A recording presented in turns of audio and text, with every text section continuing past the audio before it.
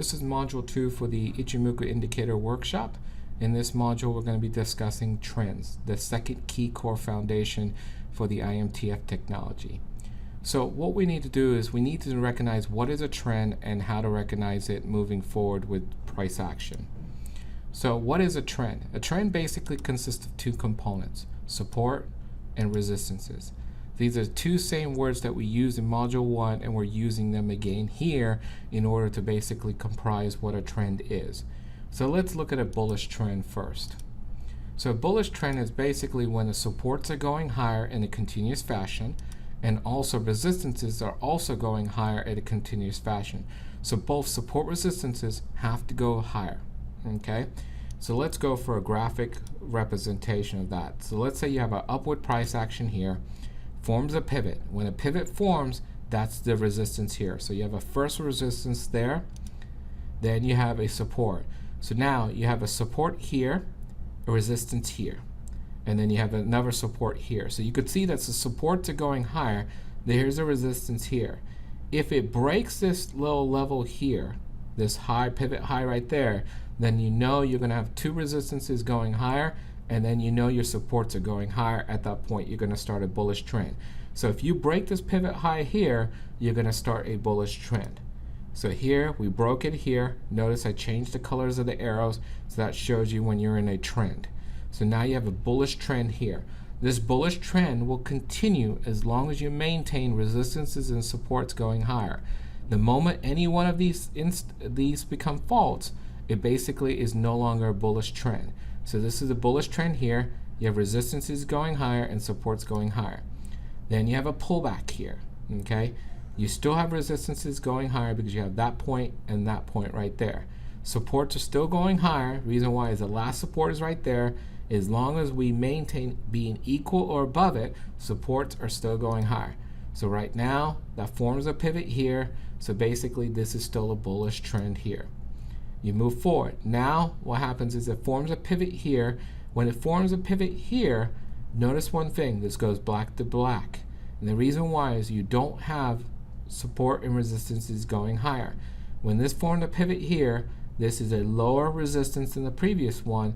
So now resistances are going lower, but the supports are going higher. So there's a conflict, so basically means we're consolidating at this point right now for this particular example. Okay, let's look at a bearish trend. In a bearish trend, you need support resistances to go lower in a continuous fashion. Okay, so here's an example here, downward price action here, forms a pivot, so now we have a support, it forms a pivot high, so now we have resistances. So you have a resistances going lower, okay, but the support is equal right now. If we break this pivot here for this support, then we're going to have two supports going lower and two resistances going lower. We break it, this now starts a bearish trend. This bearish trend will remain as long as the support resistances are going lower. Okay, in this example, it keeps on going lower, so this is still a bearish trend here. You have a pivot here, so you have a support here. Notice the supports are still going lower. This right here will maintain going bearish as long as we maintain and we're equal or below this level here. So this will continue, forms a pivot here. So now you have two resistances going lower and your supports going lower. This comes down, they're equal right at this point right there. It held it, so this is still a bearish trend here. And notice one thing, this right here is stopped before it broke this level here. So you have resistance still going lower and support still going lower. So basically this is a bearish trend moving forward. Now you have an upward movement here, still a bearish trend.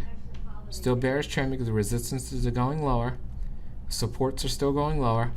Then you have a pivot here. When this pivot forms, the supports are no longer going lower, supports are going higher, resistance is going lower, so you have a conflict, and basically this has now entered a consolidation pattern.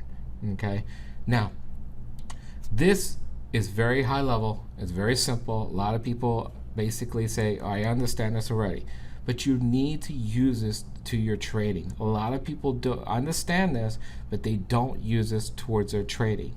And the reason why this is critical is that when we start going for these IMTF support resistances. You need to see if they're moving up or moving down. If you see supports going up, you know basically that the trend is going bullish. If you see resistances going down, you know things are going down. So you need to take advantage of this in order for your trading, okay?